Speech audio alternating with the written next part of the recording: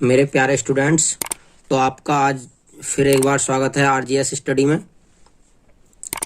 आज मैं आपको इस प्रश्नावली के अंतर्गत आंशिक भिन्नों द्वारा समाकलन कैसे किया जाता है, या फिर आप कह सकते हैं कि पार्शियल फ्रैक्शन द्वारा इंटीग्रेशन कैसे किया जाता है। तो पार्शियल फ्रैक्शन से या आंशिक भिन्नों से समाकलन को हल करने के लिए हमें कुछ फॉर्मूलाज की जरूरत होती है। फॉर्मूले नहीं, ये आंशिक भिन्नों के कुछ फॉर्म हैं कि इस फॉर्म में होगा तो क्या करेंगे, इस फॉर्म में होगा तो क्या करेंगे। ये सभी यहाँ पर आपके सामने 5 फॉर्म दी गई हैं आंशिक भिन्नों की।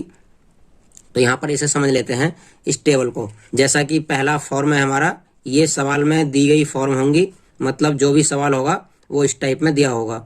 तो इस टाइप के सवाल को कैसे किया जाता है, यहाँ पर P, Q, A और B तीनों ही कांस्टेंट हैं, मतलब P, Q, A और B से पार्शियल फ्रैक्शन पर या फिर आंशिक भिन्न पर कोई प्रभाव नहीं पड़ने वाला। यहाँ पर केवल हमें केवल x की घात ही देखनी है, क्योंकि यहाँ पर x वेरिएबल है।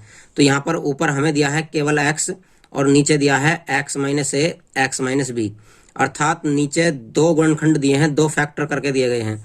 जब नीचे अलग अलग फैक्टर हों और दोनों की पावर ही 1-1 हों, अर्थात दोनों रेखिक हों, तो उस प्रकार की आंशिक भिन्न को हम कैसे लिखते हैं। इसे लिखते हैं a के बटे में पहला वाला फैक्टर लिख देते हैं और b के बटे में दूसरा वाला फैक्टर लिख देते हैं। इस प्रकार से इन दोनों का एलसीएम लेकर a और b के मान ज्ञात कर लेते हैं। जब इस आंशिक भिन्न में व्यक्त करते हैं तो x अपॉन x प्लस 1 और x प्लस 2 हमारे पास दिया गया है, बराबर लगाएंगे। अभी बताया था आपको कि जब नीचे रेखिक 2 गुणनखंड दिए हों तो a के बटे में पहला वाला गुणनखंड उतार देते हैं जो कि हमारा है x प्लस 1, और b के बटे में हम दूसरा वाला गुणनखंड उतार देते हैं जो कि है x प्लस 2। दूसरा जो तरीका होगा हमारा, वो दूसरा सवाल की फॉर्म ये होगी। इस फॉर्म में आपको सवाल जो मिलेगा वो हर x माइनस a, अर्थात 2 गुणनखंड तो होंगे लेकिन दोनों ही गुणनखंड सेम होंगे, समान होंगे, इसलिए यहाँ पर उसका होल स्क्वायर लग जाता है। तो इस होल स्क्वायर के रूप के समाकलन को हम आंशिक भिन्न में कैसे परिवर्तित करते हैं, यहाँ पर देख लेते हैं। यहाँ पर दिया गया है a बटा x minus a plus b बटा x माइनस a का होल स्क्वायर, अर्थात a के बटे में हम लिखते हैं पहला गुणनखंड और b के बटे में लिखते हैं उस पूरे गुणनखंड का होल स्क्वायर, अर्थात b के बटे में पूरा होल स्क्वायर आ जाता है। तीसरी फॉर्म होगी हमारे सामने px square plus qx plus r, जहाँ की pqr कांस्टेंट है, नीचे abc कांस्टेंट है। यहाँ पर हमें दिख रहा है कि नीचे वाला प्रत्येक गुणनखंड रेखिक है, अर्थात एक घात वाला समीकरण है। तो ऊपर वाले पर हमें अब ध्यान नहीं देना है, ना यहाँ पर देना है ऊपर वाले पर ध्यान, ना यहाँ पर देना है, केवल और केवल हमें नीचे वाले गुणनखंडों पर ही ध्यान देना है। ऊपर वाले पर कब ध्यान देना है ये मैं आपको अभी बताऊंगा। तो इसे समझ लेते हैं। यहाँ पर तीनों ही गुणनखंड अलग अलग हैं, कोई समान गुणनखंड नहीं है। तो जब तीनों गुणनखंड अलग अलग होते हैं तो तीनों गुणनखंडों को a कांस्टेंट के बटे में पहला गुणनखंड, b कांस्टेंट के बटे में दूसरा गुणनखंड और c कांस्टेंट के बटे में तीसरा गुणनखंड आ जाता है। ये abc सवाल में दिए गए अचर हैं, जबकि ये abc हमारे द्वारा माने गए अचर हैं जिनकी कि हम वैल्यू ज्ञात करेंगे। आगे दिया है चौथा सवाल। चौथे सवाल में भी ऊपर px square plus qx plus r है, लेकिन हमें ऊपर वाले पर ध्यान नहीं देना है, केवल और केवल इसके हर पर ध्यान देना है। तो यहाँ पर हमें 3 गुणनखंड दिए गए थे, जबकि तीनों ही असमान थे, लेकिन यहाँ पर कुछ अंतर हुआ है। यहाँ पर 2 गुणनखंड समान है, मतलब x माइनस a और x माइनस a यहाँ पर होल स्क्वायर लगाकर दे दिया है, और एक गुणनखंड अलग है। 2 गुणनखंड यहाँ पर समान है, एक गुणनखंड यहाँ पर भिन्न है। तो इस प्रकार के समाकलन को लिख लेते हैं हम a बटा वही पहला गुणनखंड, मतलब इस x माइनस a के स्क्वायर को हम दूसरे वाले पॉइंट की तरह लिख देते हैं, अर्थात a के बटे में x माइनस a और b के बटे में x माइनस a का होल स्क्वायर, प्लस जो तीसरा गुणनखंड है x माइनस b, उस गुणनखंड को सेम टू सेम c के बटे में उतार देते हैं। हमारी लास्ट जो फ्रैक्शन है वो किस प्रकार से होगी, यहाँ पर px square plus qx plus r, जो कि ऊपर दिया गया है 2 3 में, इसी टाइप से यहाँ पर दिया गया है। यहाँ पर भी 2 गुणनखंड है, लेकिन यहाँ पर हमें दिख ये रहा है कि पहला गुणनखंड रेखिक है, अर्थात एक घात वाला है, और दूसरा गुणनखंड द्विघात समीकरण है। लेकिन यहाँ पर द्विघात समीकरण तो है, परंतु ये इस टाइप का द्विघात समीकरण है जिसका कि आगे गुणनखंड हम नहीं कर सकते, अर्थात X square plus B X plus C गुणनखंड करने के लायक यहाँ पर नहीं है, जो कि नीचे लिखा हुआ भी है, जहाँ का और आगे गुणनखंड नहीं किया जा सकता। जब एक गुणनखंड आपके पास ऐसा हो जिसका कि हम आगे को गुणनखंड कर ही नहीं सकते, तो उस टाइप के सवाल को हम कैसे लिखते हैं। इसे पूरे जो रेखिक होता है उसे a के बटे में ऐसे उतार दिया जाता है। जो द्विघात होता है उसमें एक x ऊपर लिया जाता है ताकि नीचे वाले एक घात से एक घात कम हो जाए, अर्थात ये भी रेखिक माना जाए। तो यहाँ पर हम bx प्लस c लेकर और नीचे वाले को इस टाइप से उतार देते हैं सेम। लेकिन यहाँ पर ऊपर ध्यान देने का यह है कि हमें bx प्लस c दो कांस्टेंट लेने हैं और b के साथ में एक वेरिएबल लेना है x, तब हम नीचे वाले को इसके बटे में उतारेंगे। अब इन सभी को तो आपने समझ लिया है। अब एक मोस्ट पॉइंट और समझ लीजिए आंशिक भिन्नों के लिए हल करने के लिए। तो यदि हम कहीं पर भी आंशिक भिन्न करने लगेंगे तो आंशिक भिन्न करने के लिए क्या देखना है, हमें ये देखना है कि अंश में चर की जो घात होगी, चर का मतलब यहाँ पर x u v जो भी होंगे, आपके ज्यादातर सवालों में तो x ही दिए होंगे, तो अंश में चर या फिर x कह सकते हैं की घात जो होनी चाहिए, घात हर में चर की घात से कम होनी चाहिए। तो यहां पर आपको क्या बात ध्यान रखनी है आंशिक भिन्नों के अंतर्गत, कि जितने भी सवाल होंगे उन सभी में अंश में जो x की घात होगी वो हर में x की घात से कम होनी चाहिए। आइए मैं तुमको इनकी पहचान करा देता हूं। यहाँ पर दिया है px प्लस क्यू, यहाँ पर x की घात 1 है, लेकिन यहाँ पर जब हम इसकी मल्टीप्लाई करेंगे तो x की घात हो जाएंगी 2, अर्थात अंश की घात हर की घात से यहाँ पर भी कम है। यहाँ पर भी चेक कर लेते हैं, जब इसका होल स्क्वायर खोलेंगे तो इसमें x की घात 2 आएगी, जबकि ऊपर कितनी है 1 है, अर्थात x अंश की घात हर की घात से यहाँ पर भी कम है। यहाँ पर भी आप देख लीजिए 3 गुणनखंड है तो x की घात 3 हो जाएगी मल्टीप्लाई करने के बाद, जबकि ऊपर x की घात 2 है, अर्थात अंश की घात हर की घात से कम है। इसी प्रकार आप नीचे भी चेक कर लीजिए, प्रत्येक सवाल के अंतर्गत अंश में चरों की घात हर में चरों की घात से सदैव कम होनी चाहिए, तभी आप पार्शियल फ्रैक्शन अर्थात आंशिक भिन्न कर सकते हैं, अन्यथा वो सवाल आंशिक भिन्न से नहीं होगा। फिर उसमें पहले डिवाइड करना होगा, उसके बाद आंशिक भिन्न होगी। तो आइए प्रश्नावली पर चलते हैं। तो प्यारे स्टूडेंट्स, मैं आपको लेकर आ गया हूं प्रश्नावली 7.5 पर, जिसका कि पहला सवाल हम हल करेंगे आंशिक भिन्नों के द्वारा। तो पहला सवाल हम ले लेते हैं। हमारे पास है पहला सवाल x बटा x प्लस 1 और x प्लस 2। यहाँ पर हमें दिखता है कि नीचे वाला जो हमारा हर है वो दो गुणनखंडों के रूप में है। तो इस सवाल को पार्शियल फ्रैक्शन से कैसे करते हैं, पहले इसकी करते हैं आंशिक भिन्न। इसको हम सवाल के रूप में इस तरीके से उतार लेते हैं dx। तो यहां पर हम लिख देंगे आंशिक भिन्नों में व्यक्त करने पर, आंशिक भिन्नों में व्यक्त करने पर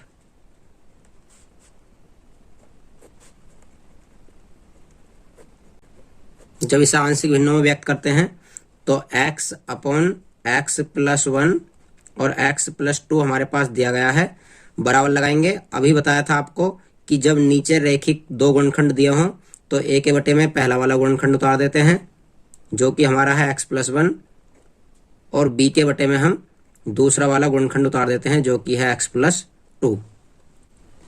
अब इसके आगे दोनों का एलसीएम लेते हैं, दोनों का एलसीएम हो जाएगा x प्लस 1 और x प्लस 2। यहाँ पर क्रॉस करेंगे तो a के साथ आ जाता है x प्लस 2 और प्लस b के साथ आ जाता है x प्लस 1। इस प्रकार से हमारा ये आंशिक भिन्नों में व्यक्त हो जाता है। और इसे आगे हल करने के लिए हम हर से हर को काट देंगे। यहाँ पर ये आपको ध्यान रखना है कि जो इधर का एलसीएम होगा वही इधर का एलसीएम होता है, ये प्रत्येक सवाल के लिए लागू होगा। और ये एलसीएम दोनों कटते भी हैं, ये भी प्रत्येक सवाल के लिए लागू होगा। जो भी अंश बचता है और इधर जो भी अंश बचता है उसे हम यहाँ पर उतार लेते हैं और इसके आगे की क्रिया करते हैं। इसके आगे क्या प्रक्रिया होगी ये भी मैं आपको शॉर्ट में बता देता हूँ। यहाँ पर हमें दो प्रकार से हल कर सकते हैं इसे। यहाँ पर हम इस पोर्शन को दो प्रकार से हल कर सकते हैं। अब एक तो गुणनखंड विधि के द्वारा और एक होगा कंपेयर करने के द्वारा। तो कुछ सवाल ऐसे हैं जो कंपेयर करके पूरे हल नहीं हो पाते हैं और कुछ ऐसे हैं कि कंपेयर करके पूरे हल हो जाते हैं। यहाँ पर कुछ सवाल ऐसे होंगे जो गुणनखंड के द्वारा ही हल हो जाएगा, लेकिन कुछ ऐसे होते हैं जिनमें कंपेयर करनी आवश्यक होती है। तो यहाँ पर हम आपको गुणनखंड के द्वारा हल करके बता देते हैं। यहाँ पर हमें पहला गुणनखंड दिया है x प्लस 2, दूसरा दिया है x प्लस 1 और इसे मान सकते हो तुम x प्लस 0। तो यहाँ से हम ये जो आपस में गुणनखंड होते हैं इनके बराबर ही जीरो यहाँ पर रख देते हैं। आप चाहो तो इसके बराबर जीरो रख लो पहले, और चाहो तो इसके बराबर जीरो रख लो।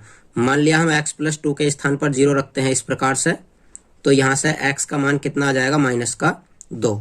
मैं इस सवाल के अंतर्गत आपको निकाल कर बता रहा हूँ, आगे हम डायरेक्ट बता देंगे कि x का मान यदि ये प्लस है तो -2 रखा जाएगा, और यहाँ पर माइनस है तो यहाँ पर +2 रखा जाएगा। तो यहाँ पर हमारे पास था प्लस, इसलिए वो लेफ्ट हैंड से राइट हैंड में आकर हो गया है माइनस का, अर्थात यहाँ पर यदि प्लस का होगा तो आपको माइनस के चिन्ह के साथ रखना होगा। आगे हल करते हैं। जब इसमें हम x के स्थान पर ये रखेंगे तो ये कुछ इस प्रकार से हो जाएगा, x के स्थान पर -2 बराबर a का a करेंगे, फिर x के स्थान पर -2 रखेंगे, +2 ये सेम रहेगा, प्लस b का b उतारेंगे, x के स्थान पर फिर -2 रखेंगे और +1 करेंगे, ये -2 आ जाएगा बराबर a, और ये 2 से 2 कट जाएगा तो यहाँ पर 0 बचेगा, यहाँ पर प्लस, अब यहाँ 2 में से 1 घटाएंगे तो माइनस का 1 बचेगा, अर्थात माइनस का b होगा। ये b को हम इधर ले आएंगे तो प्लस का b हो जाएगा इधर जाकर, 2 को हम इधर ले जाएंगे तो प्लस का 2 हो जाएगा इधर जाकर, अर्थात b की वैल्यू जो होगी वो आ जाएगी 2। यहाँ पर a का मान 0 हो जाएगा पूरा। इसी प्रकार से हमने अभी x प्लस 2 का मान रखा था 0, इसी प्रकार से हम यहाँ पर x प्लस 1 का मान रखते हैं 0। जब x प्लस 1 का मान 0 रखते हैं तो अभी बताया था आपको, यहाँ प्लस का चिन्ह है तो माइनस का रखना होगा, और माइनस का है तो प्लस का रखना होगा। तो यहाँ पर हमारा x प्लस 1, इसलिए हम रखेंगे x बराबर -1। जब x बराबर -1 रखेंगे तो कुछ इस प्रकार से हो जाएगा, ये x के स्थान पर -1 बराबर a का a रहेगा, फिर -1 x के स्थान पर आ जाएगा, +2 ऐसे ही रहेगा, प्लस b उतारेंगे, b के बाद x के स्थान पर -1 रखेंगे और +1 ये वाला सेम उतार देंगे। यहाँ पर 1 से 1 कट जाएगा तो ये बचेगा -1 बराबर 2 में से 1 गया तो ये बचेगा 1, और 1 की a में मल्टीप्लाई करेंगे तो a ही रहेगा, और ये हो जाएगा b गुणा 0। अब a को इधर लाएंगे तो a का मान होगा -1, अर्थात a का मान हमने 1 निकाल लिया है और v का मान 2 निकाल लिया है। इस वाली वैल्यू को जो भी हमने मान निकाले हैं, ये वाले मान जब हम आंशिक भिन्नों में व्यक्त करते हैं उस वाले इक्वेशन में रख देते हैं, और आप इसे इक्वेशन नंबर 1 मान लेंगे। यहाँ पर लिख देंगे a व b की वैल्यू समीकरण 1 में रखने पर। तो मैं आपको रखकर बता देता हूँ, अर्थात जो a है a के स्थान पर -1 रखना है और b के स्थान पर 2 रखना है। तो यहाँ पर हम लिख देते हैं a व b के मान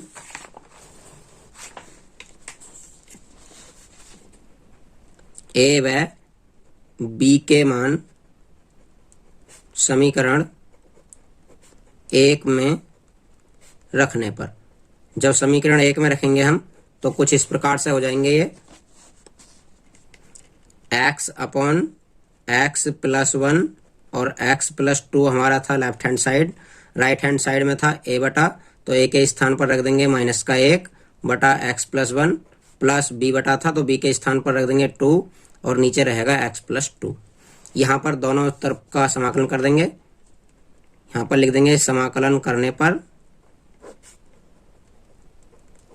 जब यहाँ पर हम समाकलन करते हैं तो दोनों ओर समाकलन का चिन्ह लग जाएगा।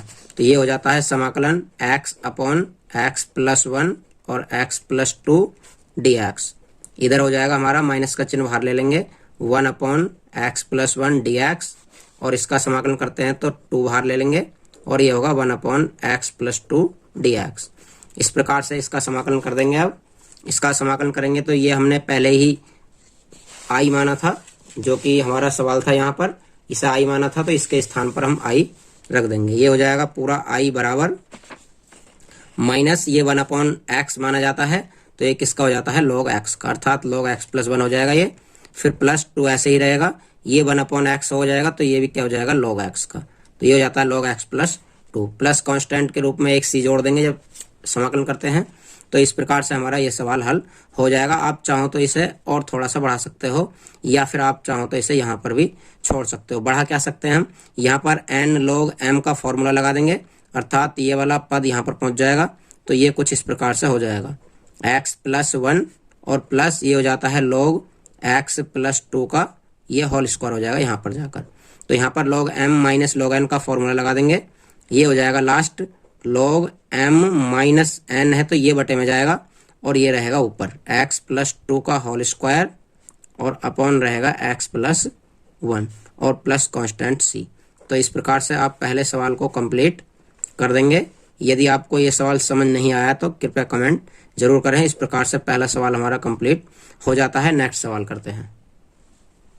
दूसरा सवाल है हमारे पास x, दूसरा सवाल है 1/x² माइनस 9 और dx। इस प्रकार से हम इसे सवाल बना लेते हैं। अब इस रूप के सवाल को कैसे करेंगे? यहाँ पर हमें एक नीचे द्विघात दिया गया है, लेकिन यहाँ पर सिंगल गुणनखंड है, तो यदि हम इसका गुणनखंड कर सकते हैं तो आगे करेंगे, और नहीं कर सकते हैं तो वो फिर ax प्लस बी के टाइप का होगा। लेकिन यहाँ पर हम इसका गुणनखंड आगे कर सकते हैं, तो इसे हम किस प्रकार से करेंगे? आंशिक भिन्नों में व्यक्त। तो आइए लिख लेते हैं। आप इसे इस प्रकार से भी चेंज कर सकते हैं, 1/x² माइनस 3 का स्क्वायर dx। अब यहाँ पर a² माइनस b² की सरसमीका होती है, जिसमें कि एक बार ऐड करते हैं, एक बार सब्ट्रैक्ट करते हैं। तो एक बार घटा लेते हैं x माइनस 3, एक बार जोड़ लेते हैं x प्लस 3। इस प्रकार से हमारा यह आंशिक भिन्नों के रूप में व्यक्त होने के लायक हो जाएगा। मतलब ये 1/x माइनस a और x प्लस a के रूप का हो जाएगा। जब a के बटे में इसे लिख देंगे, b के बटे में इसे लिख देंगे, तो आसानी से a और b के मान निकल जाएंगे। तो यहाँ पर लिख देते हैं आंशिक भिन्नों में व्यक्त करने पर, आंशिक भिन्नों में व्यक्त करने पर।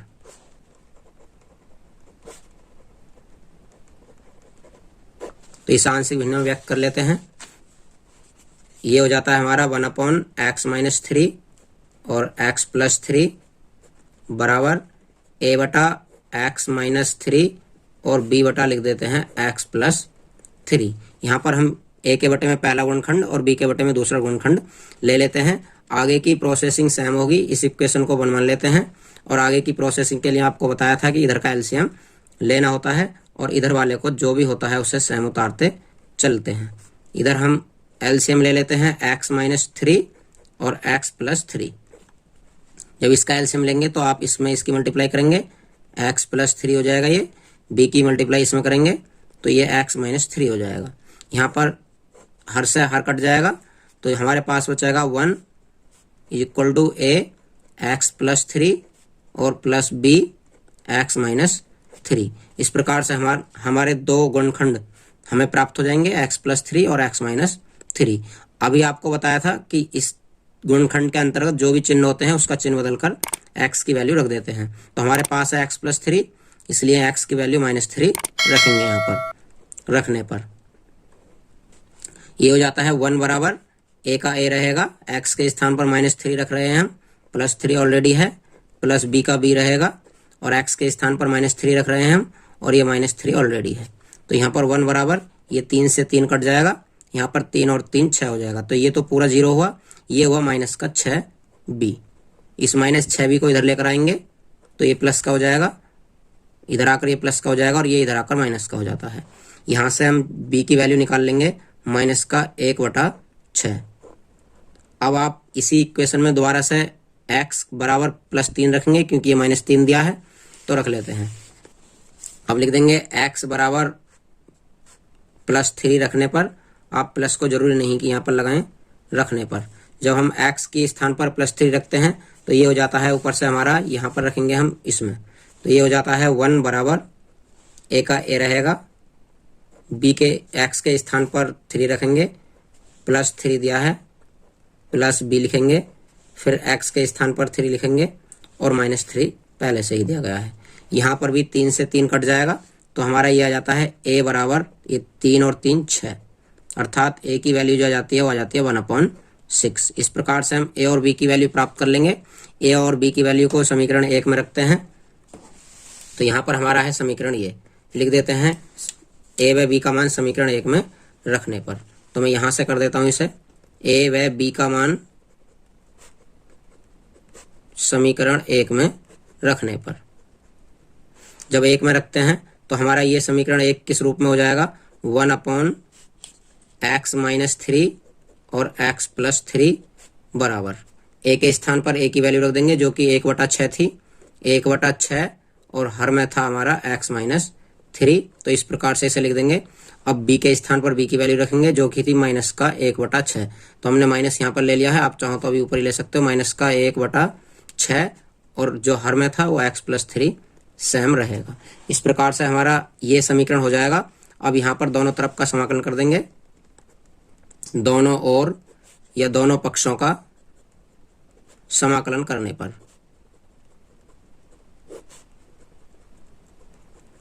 जब हम दोनों पक्षों का समाकलन करते हैं तो ये बन जाता है 1/x-3 और x+3 dx बराबर, इधर 1/6 को समाकलन से बाहर ले लेंगे तो ये बचेगा x-3 dx, और यहाँ पर भी माइनस का 1/6 बाहर ले लेंगे, ये भी बचेगा 1/x+3 dx। और इस प्रकार से हम इसका समाकलन कर देंगे। ये हमारी i की वैल्यू हो जाएगी जो कि सवाल में दी गई है।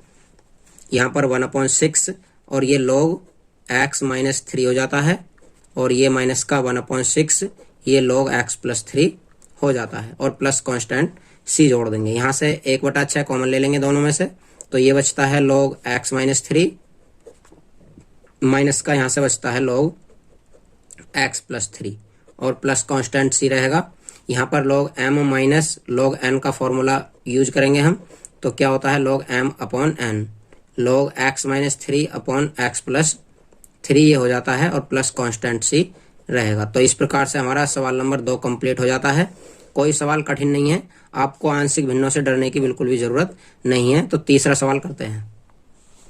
तीसरा सवाल है हमारे पास सवाल नंबर 3, 3x-1/x-1 x-2 और x-3। इस प्रकार से हमें सवाल दे दिया है, हम इसे i बराबर करके लिख लेते हैं। तो ये हमारा सवाल है नंबर 3। ये है x-1 x-2 x-3। हमें सबसे पहले देखना है कि सभी गुणनखंड रेखिक हैं या नहीं है। तो सभी गुणनखंड यहाँ पर रेखिक हैं, इसलिए हम इसका डायरेक्ट यहाँ पर आंशिक भिन्नों में व्यक्त कर लेंगे। तो लिख देते हैं आंशिक भिन्नों में व्यक्त करने पर, आंशिक भिन्नों में व्यक्त करने पर।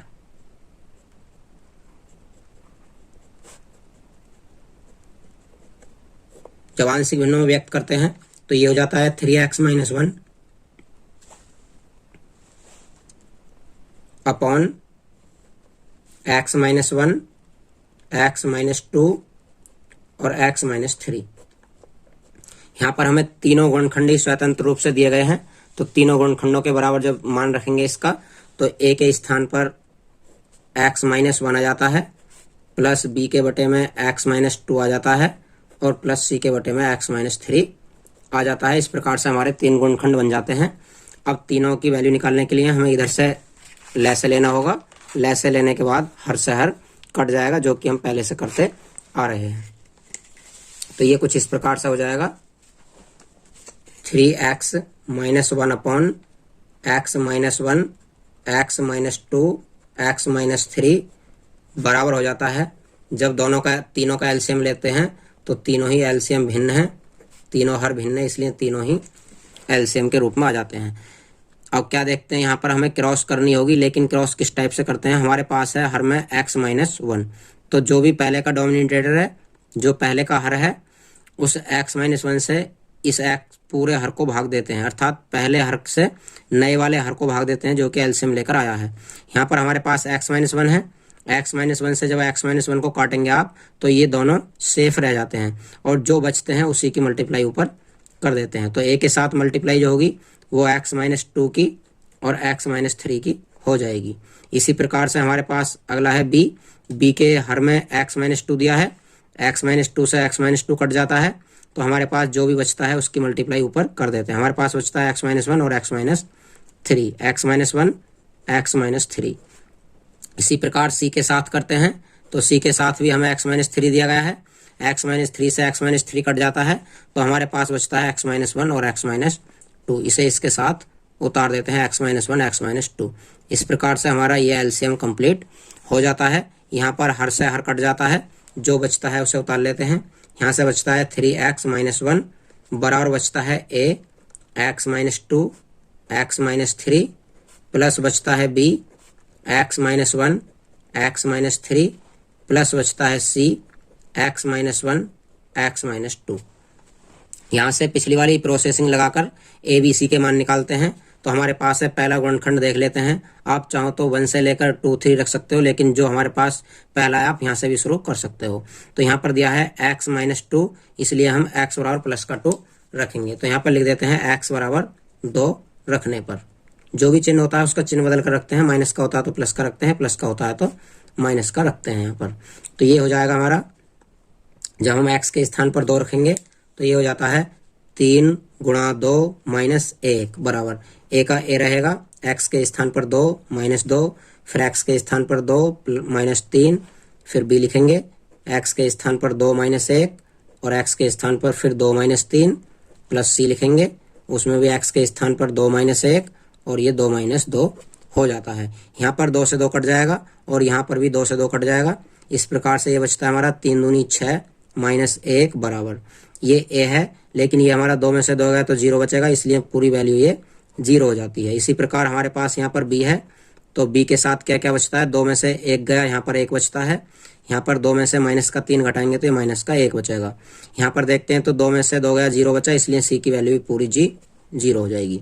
ये 6 में से 1 गया तो 5 बचेगा यहाँ पर बराबर, ये 0 हुआ, ये 0 हुआ, यहाँ से बचा माइनस b, जब 1 में मल्टीप्लाई करेंगे माइनस में तो ये माइनस b हो जाता है, अर्थात b का मान जो आता है हमारा माइनस का 5 आ जाता है निकल कर।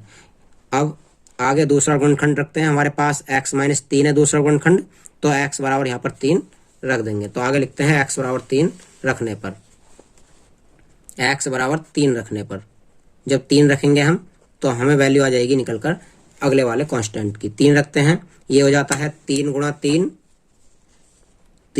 3 माइनस 1 बराबर होता है a, और x के स्थान पर हम 3 रखते हैं तो 3 माइनस 2 हो जाएगा, फिर यहाँ पर 3 माइनस 3 हो जाएगा, ये 3 माइनस 3, फिर प्लस b उतारेंगे, यहाँ पर 3 माइनस 1, यहाँ पर 3 माइनस 3 प्लस c उतारेंगे, वहाँ पर 3 माइनस 1 और 3 माइनस 2 हो जाता है।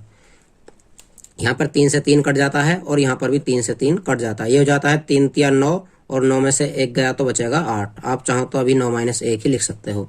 यहाँ पर ये 0 हुआ इसलिए इसे लिखेंगे नहीं, अब यहाँ पर ये 0 हुआ इसके कारण इसे भी नहीं लिखेंगे। यहाँ पर यह बचता है 3 में से 1 गया 2 और 3 में से 2 गया तो 1, अर्थात ये बचता है c गुणा, यहाँ से 3 में से 2 बचेगा और यहाँ से 3 में से 2 गया तो 1 बचेगा, अर्थात ये 2c हो जाएगा। यहाँ से 8 बचता है, ये 2 और c 2 से काट देंगे 4 बार तो c की वैल्यू हमारी आ जाएगी निकल कर यहाँ से 4। इस प्रकार से हम d और c की वैल्यू निकाल चुके हैं। अब हमारे पास a की वैल्यू निकालने के लिए एक गुणनखंड और बाकी है अभी, क्योंकि हमने x का मान 2 रखा है, 3 रखा है, अब x का मान नेक्स्ट आता है 1, तो यहाँ पर लिख देंगे हम x बराबर 1 रखने पर, x बराबर 1 रखने पर जब x बराबर 1 रखते हैं उसी समीकरण में तो हमें प्राप्त होता है, आपको ऊपर वाली समीकरण अब ये दिखाई नहीं देगी इसलिए मैं बोल बोल कर लिखूंगा यहाँ पर। तो ये हो जाता है हमारे पास 3 गुणा 1 माइनस 1 बराबर a, और x के स्थान पर हम 1 रखेंगे तो यहाँ पर देखेंगे आप तो 1 माइनस 2 हो जाएगा, ये 1 माइनस 2 और दूसरे ब्रैकेट में 1 माइनस 3 हो जाएगा, प्लस b लिखेंगे, b के गुणनखंड हमारे 1 माइनस 1 हो जाता है, दूसरा गुणनखंड है 1 माइनस 3 और c के साथ c लिखेंगे। c का गुणनखंड है हमारा जो मान रखे थे हमने वो है हमारे पास 1 माइनस 1 रखेंगे और 1 माइनस 2 रखेंगे। इस प्रकार से हमें ये प्राप्त हो जाएगा, जो भी कटता है उसे काट लेंगे, 1 से 1 कट जाएगा, यहाँ पर 1 से 1 कट जाएगा तो हमारे पास बचता है 3 एकम 3 माइनस 1 बराबर, यहाँ से बचता है a, यहाँ से 1 में से 2 जाएगा माइनस का 1 बचेगा, यहाँ पर 1 में से 3 जाएगा माइनस का 2 बचेगा और ये सब वैल्यू 0 हो जाएंगी। तो यहाँ बचता है 2, 3 में से 1 घटेगा, यहाँ बचता है 2 एकम 2, ये बचता है 2a, 2 से 2 काट लेंगे आप एक बार तो a का मान निकल कर आ जाएगा हमारा 1, अर्थात हम a, b और c तीनों की वैल्यू निकाल चुके हैं। इस प्रकार से इन वैल्यूज को हम समीकरण 1 में रख देते हैं जो कि हमारा ऊपर दिया गया है समीकरण 1। इस वैल्यू में हम यहाँ पर a के स्थान पर a का मान, b के स्थान पर b का मान, c के स्थान पर c का मान रखकर दोनों पक्षों का समाकलन कर देंगे। तो आइए नीचे में लिख देता हूँ,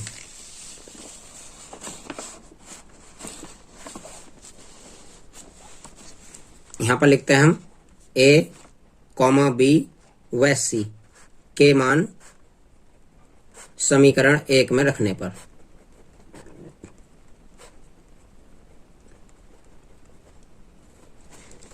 जब समीकरण 1 में आप मान रखते हैं तो हमें प्राप्त हो जाता है 3x minus 1 upon left hand side जो भी थी वो ऐसी रहेगी, x माइनस 1, x माइनस 2 और x माइनस 3 बराबर। अब राइट हैंड का चेंज हो जाता है, राइट हैंड में हमारा था a बटा x माइनस 1 तो ए का मान है हमारा 1/x-1 हो जाएगा।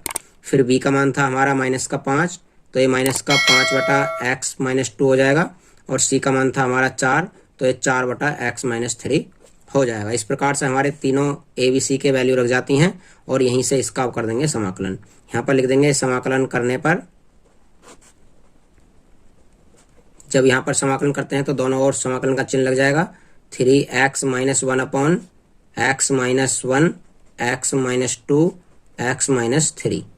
dx बराबर लगाएंगे, ये 1/x-1 dx हो जाता है। यहाँ से -5 बाहर ले लेते हैं समाकलन से क्योंकि कांस्टेंट है, तो ये 1/x-2 dx हो जाता है। और यहाँ पर 4 कांस्टेंट है, इसे भी समाकलन से बाहर ले लेते हैं, ये x-3 हो जाता है। इस प्रकार से हम सभी का समाकलन कर देंगे। ये हमारी i की वैल्यू हो जाएगी जो कि सवाल में दी गई है।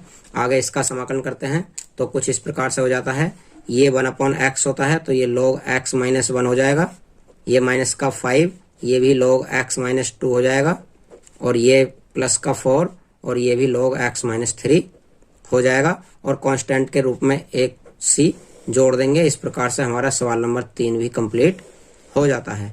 तो इन समाकलनों में कुछ नहीं रखा है, हमें केवल ए और बी के मान ज्ञात करने हैं, बाकी वैल्यूज कोई कठिन नहीं है निकालनी। बाकी तो हमें सीधा सीधा पिछले सवालों की तरह समाकलन ही करना होगा। तो नेक्स्ट सवाल करते हैं।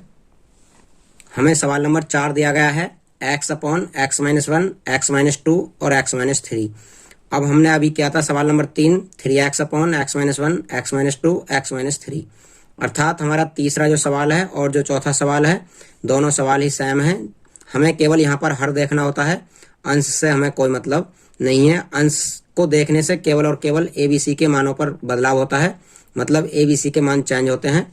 बाकी गुणनखंड जो होते हैं हमारे, पार्शियल फ्रैक्शन जो होगी आंशिक भिन्न, वो हर के अनुसार ही होती है। तो जो हर इसमें दिया गया था सवाल का, वही हर इसमें दिया गया है, इसलिए मैं इस सवाल को आपके लिए छोड़ता हूँ।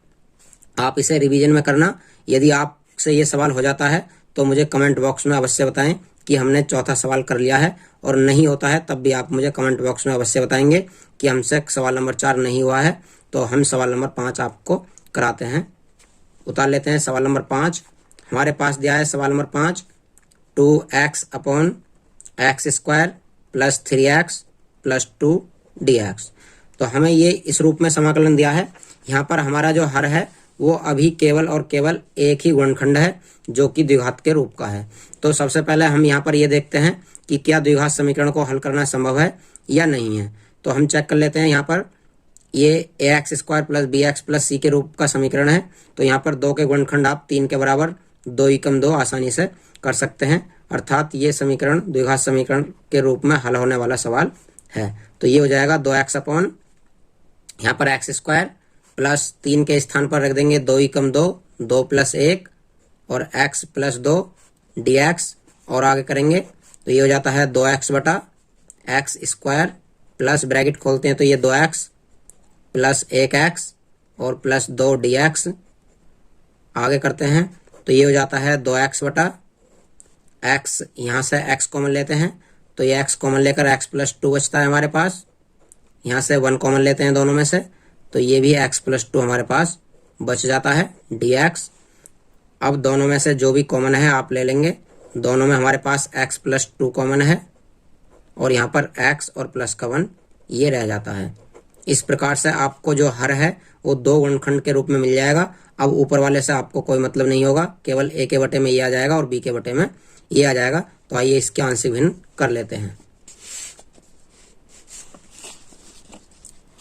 आंशिक भिन्नों में व्यक्त करने पर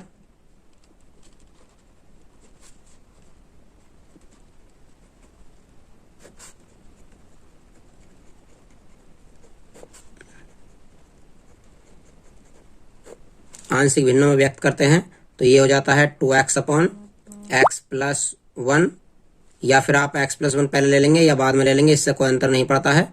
आप चाहो तो पहले 2 ले लो, चाहे 1 ले लो, और x + 2, इससे कोई अंतर नहीं पड़ता है। केवल a के बटे में अब x + 1 आ जाएगा और प्लस b के बटे में x + 2 आ जाएगा। इस प्रकार से हम दोनों का एलसीएम लेकर a और b के मान निकाल लेंगे। 2x/x + 1 x + 2 बराबर हमारे पास एलसीएम आ जाता है x + 1 और x + 2। क्रॉस मल्टीप्लाई करते हैं तो a के साथ हो जाती है एक्स प्लस 2 की और बी के साथ हो जाती है हमारी एक्स प्लस 1 की। यहाँ से हर कट जाएगा तो हमारे पास बचता है 2x बराबर ए एक्स प्लस 2 और प्लस बी एक्स प्लस 1। यहाँ से वैल्यू रखते हैं तो अभी आपको बताया था यदि यहाँ पर पॉजिटिव होता है तो निगेटिव रखते हैं, इसलिए लिख देंगे x बराबर -2 रखने पर। अब की बार माइनस का 2 रखेंगे क्योंकि हमें प्लस का 2 दिया है। माइनस का 2 रखेंगे तो ये हो जाता है हमारे पास 2 और गुणा x के स्थान पर -2 बराबर a, और ये 2 माइनस यहाँ पर -2 रखेंगे x के स्थान पर तो ये माइनस का 2 प्लस 2 हो जाएगा। ये b यहाँ पर भी माइनस का 2 रखेंगे प्लस का 1 हो जाएगा। यहाँ पर 2 से 2 कट जाता है, ये 2 दूनी माइनस का 4 हो जाता है, ये 0 हो जाता है पूरा, इसलिए यहाँ से बचता है 2 में से 1 गया माइनस का 1, अर्थात ये बचता है माइनस का b। b को इधर लाएंगे और 4 को इधर ले जाएंगे तो हमारा b का मान हो जाएगा +4। पुनः यहाँ पर हम x प्लस 1 दिया है तो x बराबर -1 रखते हैं। x बराबर -1 रखने पर लिख देंगे यहाँ पर x बराबर -1 रखने पर। जब x बराबर -1 रखते हैं तो हमारे पास a की वैल्यू भी निकल आएगी, 2 का 2 रहेगा, x के स्थान पर -1 रखेंगे, a x के स्थान पर -1 + 2 हो जाएगा, ये -1 + 2 प्लस b का b रहने देंगे और x के स्थान पर -1 + 1 हो जाएगा। ये यहाँ से 1 से 1 कट जाएगा, इसलिए b की वैल्यू पूरे की 0 हो जाएगी।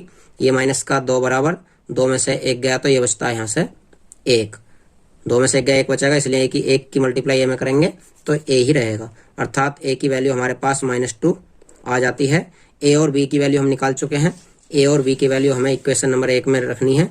इस इक्वेशन को मान लेते हैं 1। इस इक्वेशन में a और b के मान रखने के बाद सीधा समाकलन कर देंगे तो ये हो जाता है हमारा, लिख देंगे यहाँ पर a व b का मान समीकरण 1 में रखने पर। जब 1 में रखते हैं तो हमारा समीकरण है 1 2x बटा x प्लस 1 x प्लस 2 बराबर है a बटा, तो a के स्थान पर -2 रख देंगे, x प्लस 1, b का मान जो भी आया था हमारा 4 था और ये हो जाएगा x प्लस 2।